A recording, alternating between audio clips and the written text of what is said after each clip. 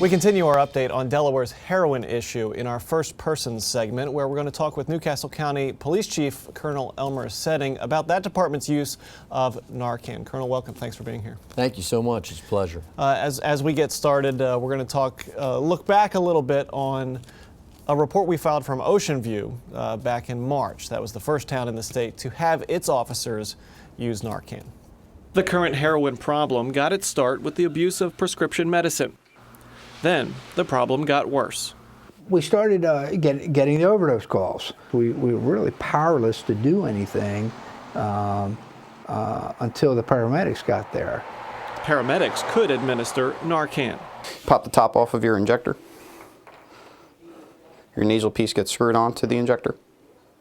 Each member of the 8-man Ocean View police force gets 2 vials of Narcan to administer in case of an overdose call. Take the top off of there. Just gets screwed into the injector to hold it snug. And then you're all set to administer the medicine. You put this inside of the nasal passage and just push up. Our job out here, as much as people might think, is just to pull people over. It's actually to save lives and help out the community. And that's 100% what the Narcan is for, especially with these opiate heroin overdoses. So, Chief, Newcastle County started using Narcan in the spring. Give us a little rundown of, I guess, how the rollout's going. How many officers are trained to do it? How often is it used? Well, we have about 38 right now that are trained to do it. We are seeking funding, obviously, for all of our officers on the road to carry it. We've already had 7 saves this year, and that's indicative of what, A, how large the problem is, and B, how many times we're coming across an overdose. There's been 88 overdoses this year alone. When we are immersed in a heroin epidemic, we are attempting to educate our way out of it. But each time you save someone, and some people kind of say, you know, why would you do it? Why are you? Because they're victims. Believe it or not, they end up slipping down this slope of opiate use, and they end up in the heroin trade, and they're really not criminals. Many of them have nothing to do with any criminal element. They're just hopelessly addicted to heroin. And when they are not saved, you see what it brings to the family, which is just this real sad heartache, and everyone feels as if something could have been done. And every time you have a save, you hope that person's that much closer to recovery. Take us through Narcan, the use through the eyes of kind of an officer. Is it kind of just another part of the job now? Is there any kind of pushback from officers to say, you know, that's not really, I don't really feel comfortable doing this?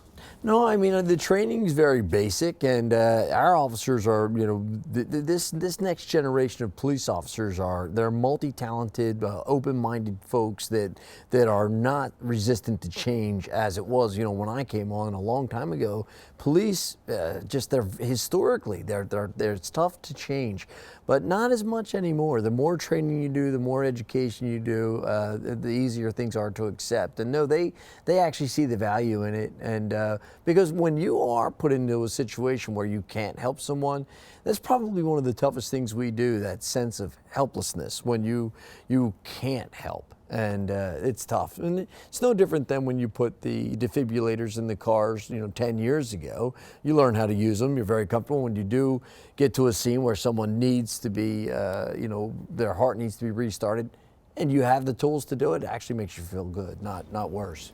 You mentioned the cost of that. Is it the cost of just the training of the officers, or is there a specific cost to getting and keeping supplies, keeping them up to date? Is there an expiration date for these that they have to be Yes. re-upped? Yes, that's part of it. You know, the cost of the training really is minimal because that's built into our training, our annual training. That's no problem at all. The cost of the actual chemical is substantial, and, you know, trying to have 200 kits on the road with a shelf life obviously is difficult, finding the funding for that. But you know, what is the shelf life? How long? I think it's a year, but okay. I'm, you know, without checking, I don't want to give you bad information. Sure. But I think it's a year that they say you can keep it, you know, in the vehicle, and you don't want to go out there and have something that's past its expiration. Right. So, but we're very good at finding funding, and you know, we'll look for grant funding or federal funding and state funding to try and keep this program going. And Newcastle County officers are authorized to use Narcan throughout the county, anywhere in the county. Yes, and you know, like I said, in the short time that we've had this program, we have 7 saves already. So. really speaks to the issue. We contacted Chief McLaughlin down in Ocean View about his, just kind of get an update on where they were, and he wrote back to us on July 23rd and said, "This morning I personally responded to an overdose call. A female in her 30s was found unconscious in a bathroom, and paramedics were able to administer Narcan." He went on to say that several baggies of heroin were found nearby with labeled killing time. Yes. So it really kind of really is an epidemic in Newcastle County, but statewide. It's the Eastern Seaboard. If you're actually paying attention, it's the Eastern Seaboard. It goes from Maine to Florida, and I mean, when you see the governor of Vermont stand up and he gives his State of the Union address, and his State of the State address is about one topic. It's about opiate abuse. 80% of all the opiates in the world are used by the United States. 80% of the opiates produced in the world are used by the United States of America. I mean, it's a real issue. And we're trying to educate. We have the heroin trap. We have the heroin alert program. You know, we do such a great job on seatbelts. We do such a great job scaring people with the DUIs and the checkpoints and everything else, and it's necessary because there's just as many fatalities in that arena. But we do that well, yet heroin is a dirty little secret. We don't like talking about it. We don't want to do the big campaigns because it's really a scary drug. What it does to the human being and to the body resets the opiate receptors in your brain. So what a heroin user typically knows is, I want more heroin. That's what they know. That's what they feel every day. And I've talked to them. And I've talked to the families, the survivors, and people that have lost these folks, and it's really tragic. So we have to educate the next generation. Heroin is not a recreational drug. So we've seen this bloom in heroin use, in overdoses, as you've said. Is it getting worse? Is the problem growing, or is it sort of, where does it stand? Is there any, are we making any headway? Well, I think that the programs, whenever you're educating folks about how dangerous this really is, and you're showing them the road that they could be on, I think there's, you never know how many people you save. But I do believe you're saving people when you educate, because, you know, what do your kids do when they get in the car now? They put on their seatbelt. We've educated our way into this. Very rarely do you go to an accident anymore and you think, well, you know, they weren't seatbelted in. Almost always everyone's out there putting on their seatbelt. That's because they ran a great educational campaign, because we were honest about the necessity of seatbelts. They can save lives. Well, educating about heroin is just as important, but the problem with it is it comes with a stigmatism of that's not happening here. And people, you know, they feature, you know, kind of a guy sitting in an alley by himself with a needle in his arm.